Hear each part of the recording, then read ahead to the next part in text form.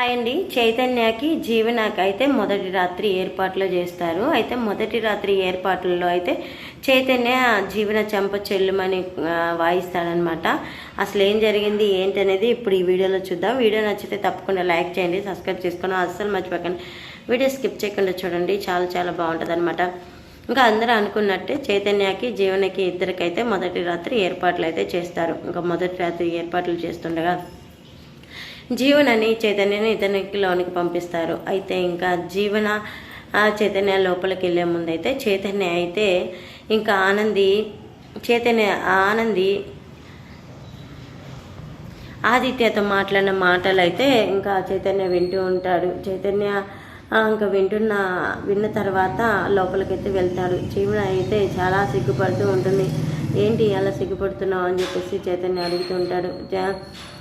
అది మనకి మొదటి రాత్రి కదా, మరి సిగ్గుపడకుండా ఎలా ఉంటాను అని చెప్పేసి అంటూ ఉండగా నిన్ను ఒక విషయం అడగాలి జీవన అని చైతన్య అడుగుతూ ఉంటాడు. అవునా చెయ్యి, ఏంటో చెయ్యి అని చెప్పి అడుగుతూ ఉంటుంది జీవన. నేను అడిగే విషయం నువ్వు కరెక్ట్గా క్లారిటీగా నాకు సమాధానం చెప్పాలి అని చెప్పి అనగానే అలాగే చెయ్యి అడుగు అని చెప్పేసి ఇంక చైతన్య అంటూ ఉంటుంది. ఇంకా చైతన్య అయితే మా అన్నయ్యకి ఇలా కావటానికి కారణం ఎవరు, మా అన్నయ్యకి ఇలా యాక్సిడెంట్ చేయటానికి కారణం ఎవరు అంటే అదేంటి ఎవరు తెలియనట్లు నువ్వు అలా మాట్లాడుతున్నావు, మీ అన్నయ్యకి యాక్సిడెంట్ చేసింది మా అమ్మే కదా అని చెప్పేసి అంటూ ఉండగా చూడు జీవన, నేను మళ్ళీ అడుగుతూ ఉన్నాను, మా అన్నకి యాక్సిడెంట్ చేసింది మీ అమ్మ అని నువ్వు చెబుతున్నావు కదా, మళ్ళీ అడుగుతున్నాను నిజం చెప్పు, మా అన్నయ్యకి యాక్సిడెంట్ చేసింది ఎవరు అని చెప్పేసి ఇంకా అడుగుతూ ఉంటాడు చైతన్య. ఆ మాటకైతే ఇంకేం చెప్పాలి అర్థం కాక జీవన అయితే కంగారు పడుతూ ఆలోచిస్తూ ఉంటుంది.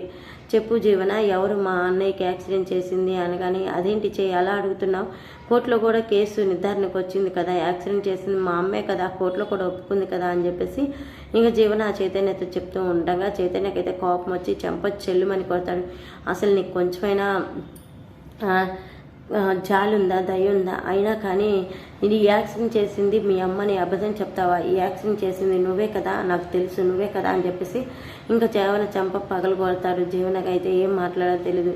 నీ బతికే ఒక అబద్ధం, నీ జీవితమే ఒక అబద్ధం, ప్రతిదీ నువ్వు అబద్ధమే చెప్పేది. అక్కడ మీ అమ్మ, ఇక్కడ మా వదిన, మా అన్నయ్య కోసం బాధపడుతూనే ఉన్నారు. ఇక్కడ చూడు, ఇంకా పైన చూడు, నీకు ఎలా చుక్కలు చూపిస్తాను, అయినా కానీ మా అన్నయ్యకి యాక్సిడెంట్ చేసింది నువ్వని తెలుసుకొని మరీ నేను చెప్తున్నాను, మా అన్నయ్యకి యాక్సిడెంట్ చేసింది నువ్వే అని నాకు తెలుసు, అందుకే నిన్ను ప్రేమ ట్రాప్లో పడిచి నిన్ను ప్రేమించి పెళ్లి చేసుకున్నాను, ఇప్పుడు నీకు ఈ రోజు నుంచి ఎలా చుక్కలు చూపిస్తానో చూడని చైతన్య అంటూ ఉంటాడు. ఆ మాటలకైతే జీవన షాక్ అయిపోతుంది.